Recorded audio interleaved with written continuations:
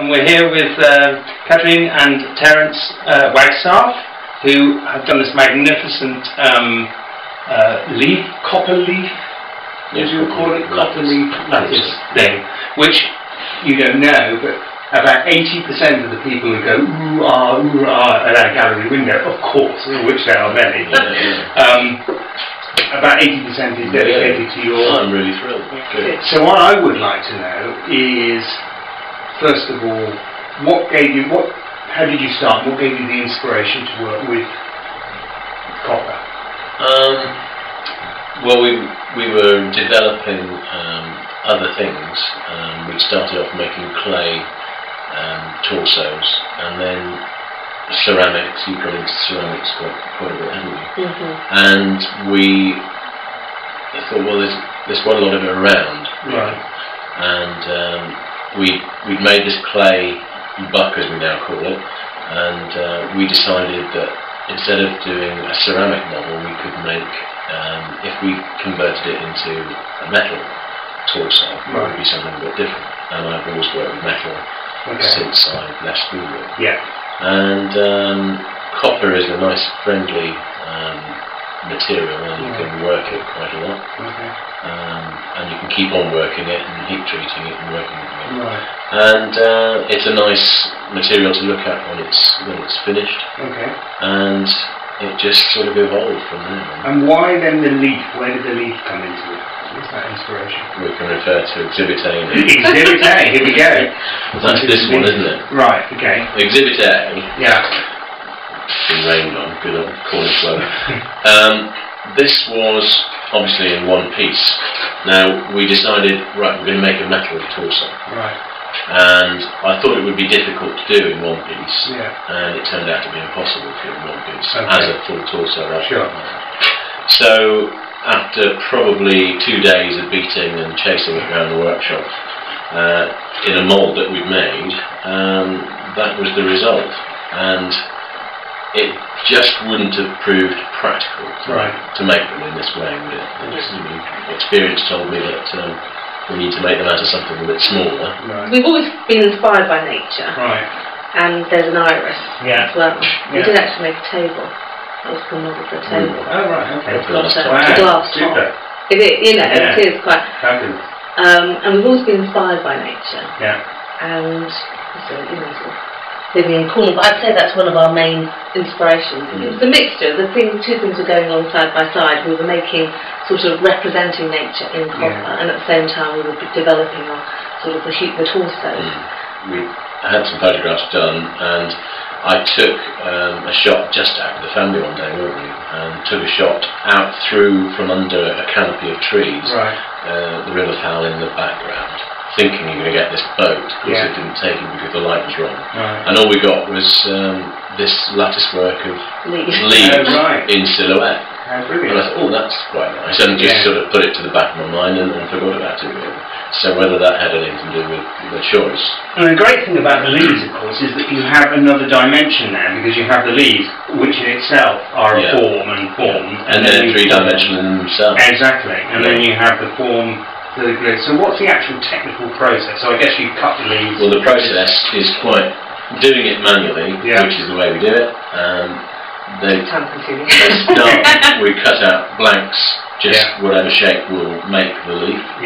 And then I can do about 50 at a time, all clamped together. And then I cut them with a bandsaw. But it takes a long time. And then they've got to be filed to the profile. And then they've got to be deburred, all the sharp edges taken off. And again, that used to be done manually, and huge amounts of time, just hemorrhaging time all of them. So then they go through several different heat processes.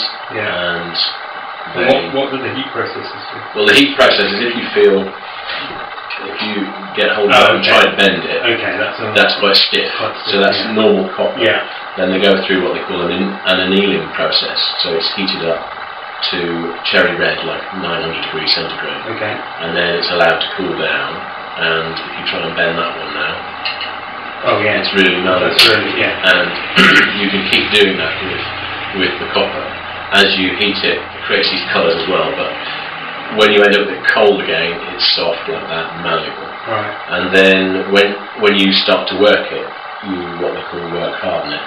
So everything you do to it, to beat it into shape, to put the to engrave the veins on the leaves, right.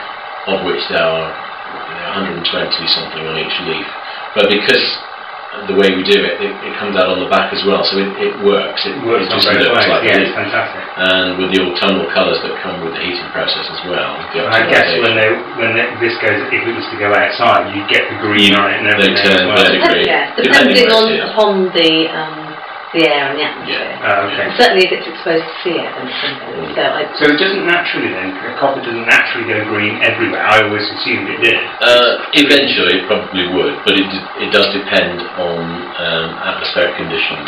And then each leaf is put together how? You weld? Each leaf is formed into a mould, so that's beaten into shape into the mould. Yeah. And then you beat the next one so that it lies where you want it to lie in the mould next to the other one, and then we mark it, take them out of the mould, silver solder them together. Oh right, so it's not in the mould that you heat. And you have to do the leaves individually, so it's literally you put one leaf in and another. So it's a long process. It's very tight. It's about a week, isn't it, between making the leaves to actually finishing the That's about making the mould. The mould making is quite lengthy. I mean, we're now working on some more ideas and make some more moulds, and again, a lot of time's invested in that.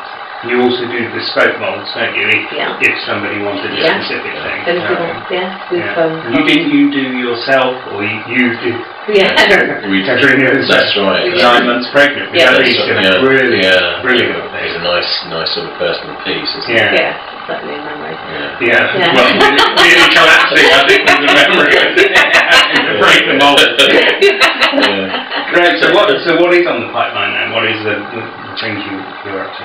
Well, we're beginning to work collaboratively with a lady an artist, which is a dancer actually, that we've met, and we're looking at particularly more like a dance site installation. She was very excited by the flowing figurative movement of the torso, and we're looking potentially to have an art installation with torsos and dance, but we want to develop a new torso of a dancer sort of thing. Will be placed in woods with leaves falling down, so it's quite sort of symbolic. Yeah. But also we're looking at developing something along more of a sea theme. Okay.